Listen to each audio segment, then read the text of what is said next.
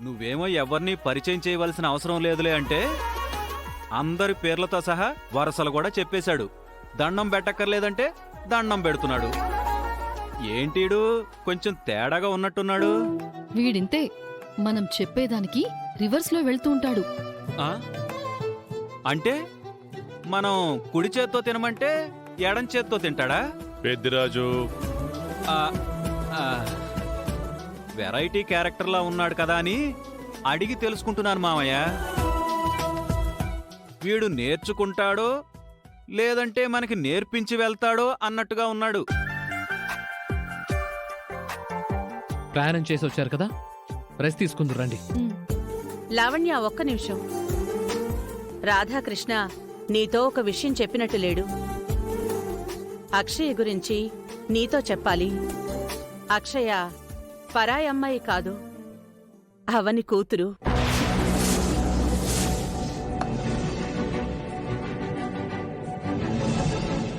What? అవునమ్మా, ఈ మధ్య జరిగిన కొన్ని సంఘటనల గురించి చెప్తాను విను. రాధా, తాగరా. అమ్మా, ప్రస్తుతం మీ అబ్బాయి కండిషన్ సీరియస్ గా ఉంది. అవని వాళ్ళ కూతుర్ని తీసుకొచ్చే వరకు ఇక నీ మొహం మాకు చూపించుకు పో. అక్షయ ఈ ఇంటి వారసురాలే. అమ్మవారి అంశతో నీ జాతకంతో పుట్టిన నీ మనవరాలు అక్షయే.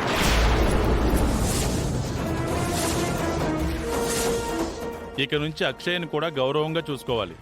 నా భర్తని చావు అంచుల వరకు తీసుకుని వెళ్ళింది అవని కూతురైతే నాకేంటి, ఎవరైతే నాకేంటి? నేను వదిలిపెడతానా? చూడక్క, ఆ రోజు ఎందుకలా జరిగిందో ఇంకా తెలియాల్సింది. నిజ నిర్ధారణ ఇంకా జరగలేదు. నా కూతురు మీద పడిన నిందను తుడిచే ప్రయత్నం, నా కూతురు తప్పు లేదని నిరూపించే ప్రయత్నం చేస్తాను. దయచేసి నా కూతురుని అపార్థం చేసుకోవద్దు. నా మీద ఖచ్చితంగా హత్యా ప్రయత్నం జరిగింది, అందులో అనుమానమే లేదు. అది నిరూపించిన తర్వాత మాట్లాడనయ్యా. అంతవరకు చిన్నపిల్ల మీద నిందలు వేయకండి. నీ కూతురు తప్పుందని తెలిస్తే ఏం చేస్తావురా? నిరూపించాక శిక్ష వేయండి. ఆ శిక్ష అక్షయ్కు మాత్రమే కాదు, నాకు అవనికి కూడా వేయండి. అందరం అనుభవిస్తాం. అయితే అందుకు సిద్ధంగా ఉండండి. ఆ రోజు ఏం జరిగిందో నేను కనిపెడతాను. నేను కూడా ఆ పనిలోనే ఉంటాను.